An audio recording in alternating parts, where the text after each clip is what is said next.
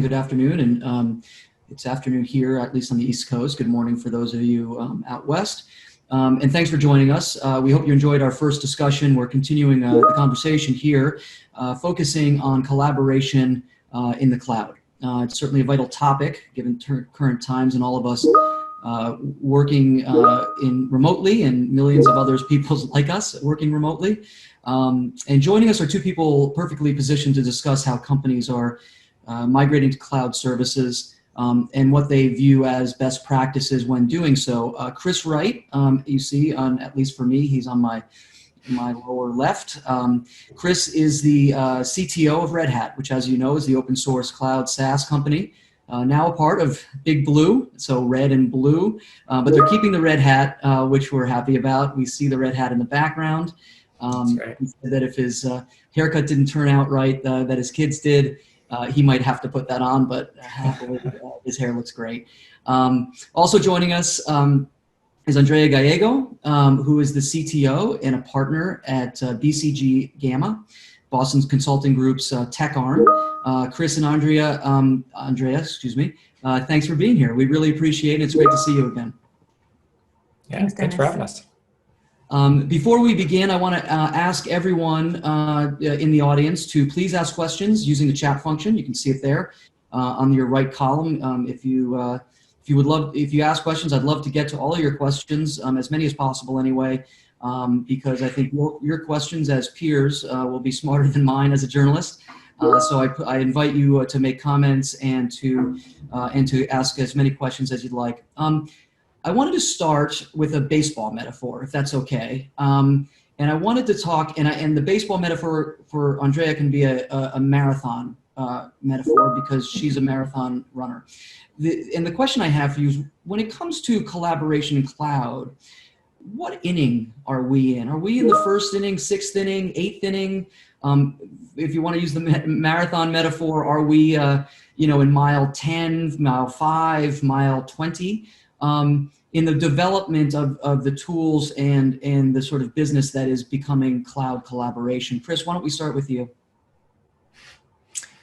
Well, if we reflect on the cloud itself, it's a decade old, give or take. And so the technology isn't new. And it's really the early adopters versus the, kind of leading edge and into the broad mainstream adoption. So we're very much in mainstream adoption phase at this point in cloud. And then the collaboration component, cloud creates connectivity or enables connectivity in many different ways, whether that's this type of collaboration, we're communicating with each other over video, or developer collaboration, or even business collaboration. All of these things are definitely happening in some way, shape, or form in the cloud. So, I live in the Boston area, so maybe we're close to Heartbreak Hill, which is the later part of the marathon. But certainly, I don't think we're in the ninth inning, but we're well into the game. It's really about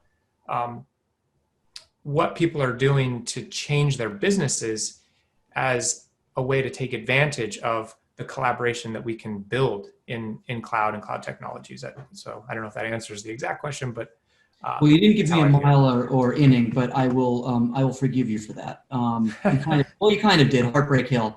I don't know off the top of my head what, and I think it's pretty late follow up on that metaphor. But I've never run it.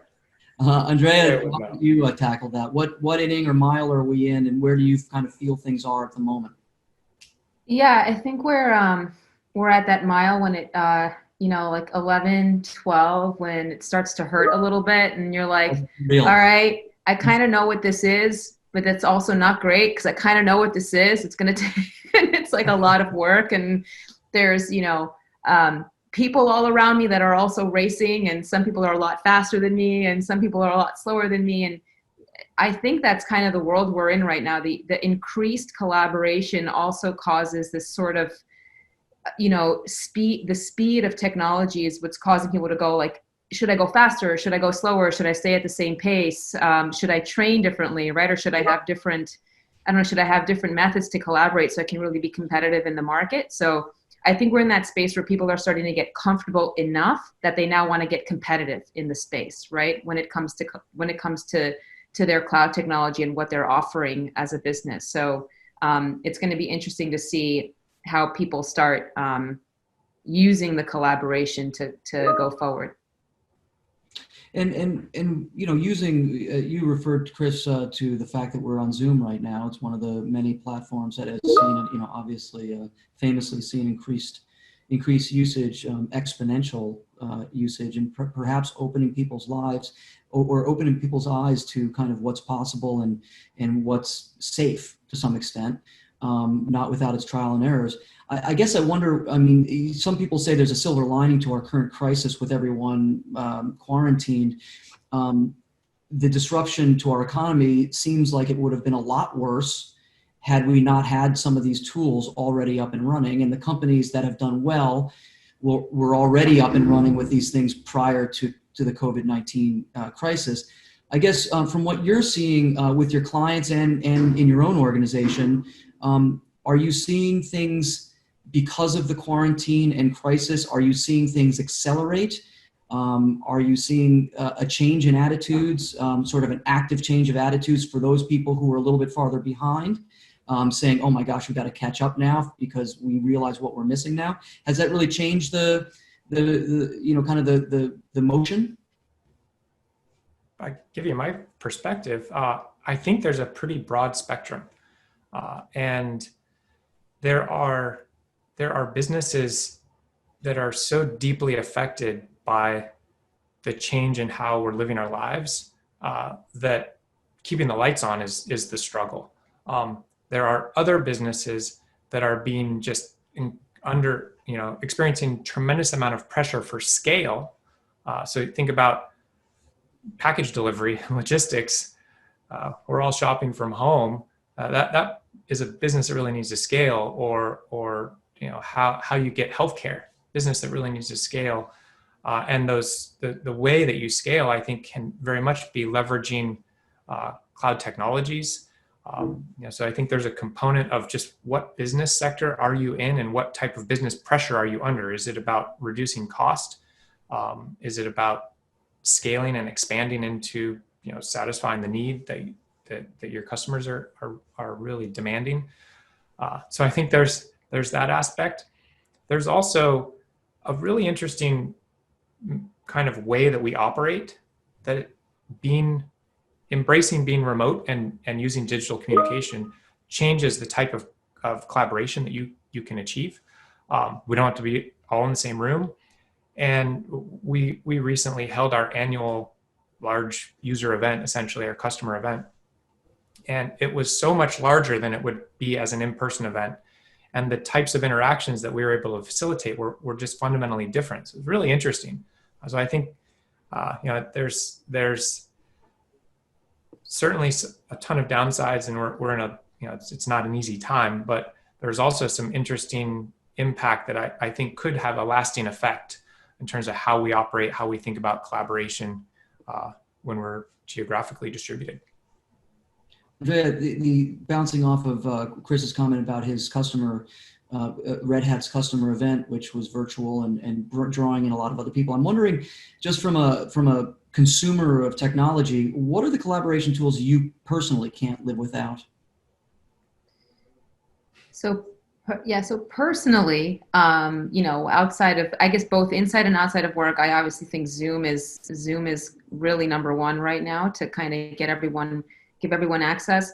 I think WhatsApp has been impressive because we are also a global community, and realistically, some of these tools are not all equally available all over the world, and WhatsApp is, and it's been quite an impressive technology in that space. And so, you know, if I want to call someone in Spain or if I want to call someone in Singapore and video with them, I can do that with WhatsApp. So that's very important.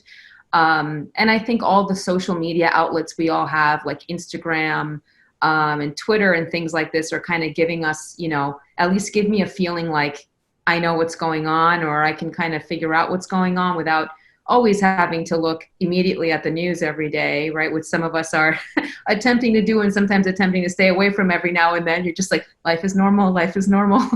Keep doing what I'm doing. But I think Zoom and WhatsApp are definitely the ones that are keeping me quite connected to my family and my friends. When you talk to companies, obviously BCG and you have a lot of contact in companies going through digital transformation. One of the things that I was wondering when you mentioned a WhatsApp, how do you handle sort of the unauthorized use of some of these tools as the user is far ahead of the organization and trying to, they're trying to use workarounds to accelerate things. What's your advice to companies that face that issue?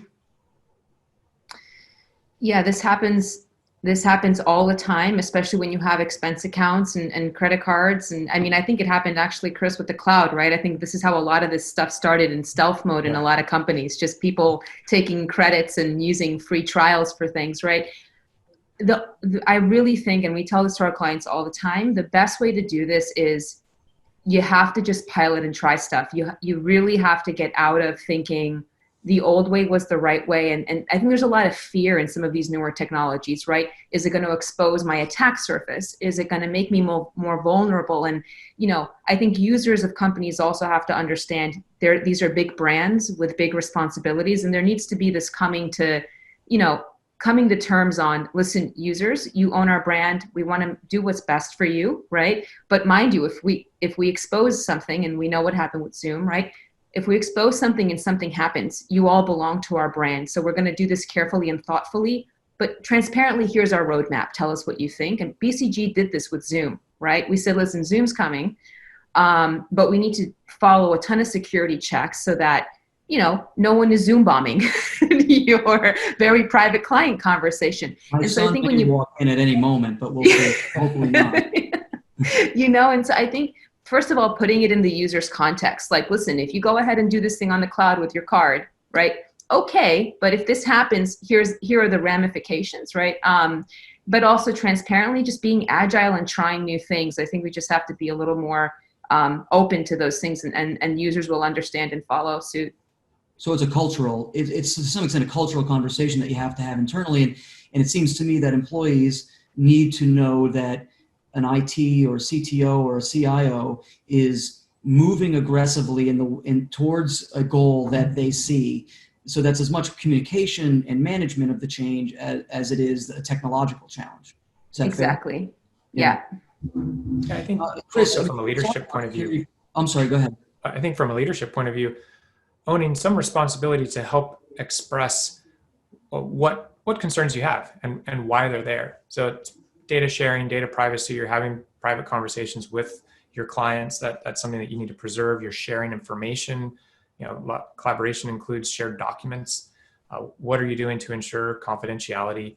And it's not to say, here we're locking everything down, and as a result, creating shadow IT that Andrea was describing earlier, but to just create a shared responsibility and give the sense that everybody's involved in managing security and privacy, because that really is the case. It's not just the CIO's job or the CISO's job. Right. And talking about security, I mean, obviously people who, there's a lot of fear, right? There's not only a fear of offshoring, quote unquote, your data and all of your valuable stuff, but it also creates a lot of touch points. And Capital One and Amazon Web Services had a huge breach last year that everyone knows about. How do you talk to people? How do you talk to both tech leaders, but then also CEOs and COOs and CFOs, about that security risk when, by definition, a hybrid or a fully cloud-based, sort of system, especially when it's an open source system, as that Red Hat works with, it's putting a lot of attack surfaces out there, a lot of different connections, a lot of different types of machines. How do you judge that risk, and how do you talk about that risk when it comes to, talking to leadership? Actually, first of all, using the term risk is really important. So security is a big, broad topic area. It's a complicated space. There's a lot of different ways you can define security, think about security, implement security. The security purists will really have a view of everybody will have a view of you're only as secure as your weakest link. And the security purists would say, therefore, you're kind of never secure. And in that context, it's all about risk evaluation. So you have to think in terms of not, am I secure, yes or no? It's a binary decision. It's what investments am I willing to make to improve my risk profile? And what risk profile am I willing to take? And so meaning in a context of using a public cloud service, I think we can reason that public cloud services are not inherently insecure, but you can use them insecurely. So what guidelines do you put in place to ensure your teams are building the right kind of protections around what you put into the cloud, so you don't accidentally leave an object in S3 publicly readable, which it's not an uncommon mistake. So maybe there's defaults that we can improve in that context, but that notion of your risk profile, I think, is really important. And what are you doing to mitigate that risk? Well, it's defining a return, right? Because if we're going to raise our risk a little bit, well, if the return is here, then that's an easy risk reward.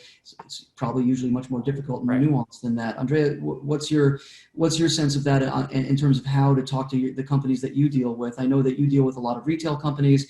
You deal with consumer goods. I'm sort of across the board. I'm curious as to how they view that risk and collaboration piece. Making sure everyone's connected, making sure everyone's empowered, but at the same time being secure and safe. Yeah, I think a lot of people think of security, to Chris's point, as binary. So the way I try to explain it to folks is, if you have a house, you put a fort around your house and you lock the fort, but then you leave the doors open. So you break down the fort and everyone can go into the bedrooms and whatever, right? The correct strategy is being able to, if someone breaks into the kitchen, have keys that lock all the other doors so they can't get into the bedroom, right?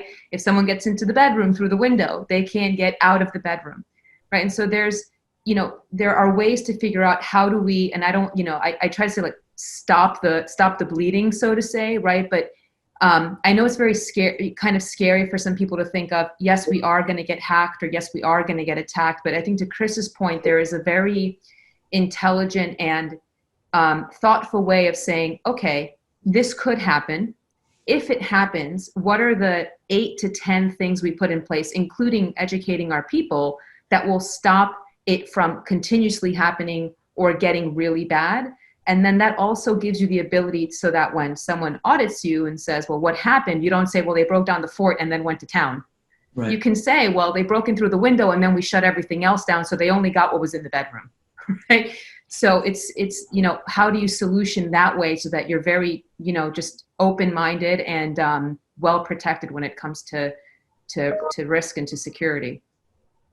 So staying on, so this is touching on, we touched a little bit on culture, and we talked a little bit about on the safety side of things and the security side of things, which of course often is about culture and about the buy-in to technologies. I want to get an audience question. Lisa Feng asks, cloud technologies, I'm paraphrasing here a little bit because she had a first question. I'm going to ask the second one. Cloud technologies are enabling remote work and access to more diverse talent pools. How can we ensure high-paying tech jobs don't get offshored? I would also say, how do companies, this is my addition to it, how do companies think about talent? I know, Andrea, you've talked a lot about avoiding churn and how to retain great talent when great engineers will have options. They can go to Google and probably make 50-60% more than they might make at a retail company that's trying to build out a great user experience. So I wonder if you could talk a little bit about using the cloud for finding more diverse candidates, a more diverse workforce, and a talented workforce that you can avoid churn with. Yeah, so I think the key here is giving people the ability to innovate, right? I don't think anyone wants to do the same thing over and over and over again. Doesn't matter if you're Google, Amazon, whatever. Some brand might sound more appealing than the other, but after 4 to 5 years of pressing the same buttons, you get really tired. And I think with collaboration and the ability to access new tools and be open to that, right? And see that it's kind of becoming mainstream, to your point, Chris, right? In that 10th mile, like becoming mainstream, you can give the talent more, I would say more space to innovate and try new things, right? So a good example would be like, we now launched, we're now on OpenShift, right? And we're now using a broader Red Hat platform, and, maybe we'll open source, right? Like Red Hat has led the way in, right? And so people are like, oh, maybe I can put my brand on something. Maybe I can put my stamp on something, right? And that will elevate me as a person. And so I think that's what people are looking for, right? They're looking to build their brands, and someone said this really well yesterday, but they're investing their time and their effort in the company and looking for return, right? And the return is not just salary. It's what's my resume going to look like? What's my LinkedIn page going to look like? What are the things that I've said I've done? And so I think with the collaboration and the ability to access these new tools, companies can give folks that opportunity. And what's my day-to-day job look like, right? Where it can be big fish, little pond, but much smaller fish, big pond, where you might be getting paid more, but you're, as you say, pressing the same buttons every day, so to speak. Chris, you want to comment on that? Yeah, it's a fascinating topic. I really love this one. And there's an interesting balance. So give you a perspective from my point of view, both from a Red Hat, put my Red Hat on, but also think about an open source world. So my kind of open source community hat. Red Hat is a global company. So we wouldn't necessarily think about globally diversifying as a negative. That there's a real positive in there. Offshoring has a specific connotation around giving work away to somebody else, typically outside of your organization. It's not something that we do a lot of, but we have a very global developer engineering team that we see actually as a strength. There's resilience in there. There's diversity of thinking that comes along with that global team. And we think of it as the cloud and cloud native technologies enables us to find the best talent around the world. Which is just a very different way of thinking of it than what if your talent is going, is being sourced from outside of your core geography. We're competing for world-class talent with all of these other companies.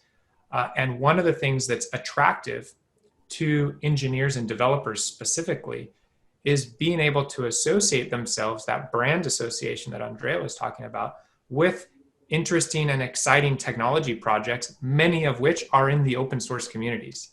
So we get kind of the ability to see how somebody works and as an engineer, even before they become a Red Hat employee, because of how they participate in these global, collaborative, connected communities. So I think there's a real power in that. And I love the question. Even working for I think the cloud gives people, without open source, gives people the ability to be visible, because the cloud creates global reach, even if you be a small company and create global reach. So just a lot of different interesting ways to think about collaboration and global reach and diversity. Great. So we're almost out of time, which is hard to believe because it's flown by. I feel like we could talk a lot more. I hope we will continue this conversation separately. But let me finish up with a couple of questions about sort of strategy, sort of cloud strategy for organizations. Some guy named Andy Jassy, I think you probably have heard of him. He works for Amazon, up at this company up in Seattle. He recently said he told companies to, quote unquote, stop trying to fight gravity and get on with the necessary and inevitable move towards cloud, and don't dip your toe in. It's a waste of time. You got to jump both feet whole hog into it. I guess I'd wonder, without starting any like Twitter wars or anything like that, Andrea, do you want to respond to that? I mean, you deal with a lot of companies dealing with digital transformation, and it's a very difficult process. I wonder, if you had your druthers and you could sort of wave a magic wand over their budgets and over their boards and over their quarterly reports, would you give that advice just to go, as much all in as possible right now?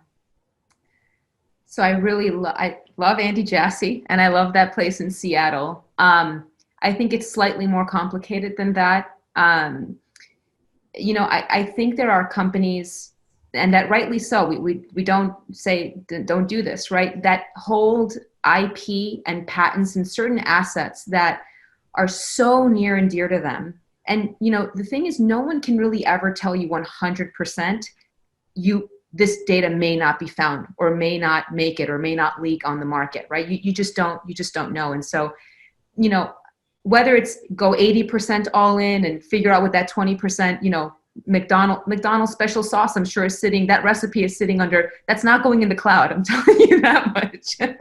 No one's leaking the special sauce recipe, right?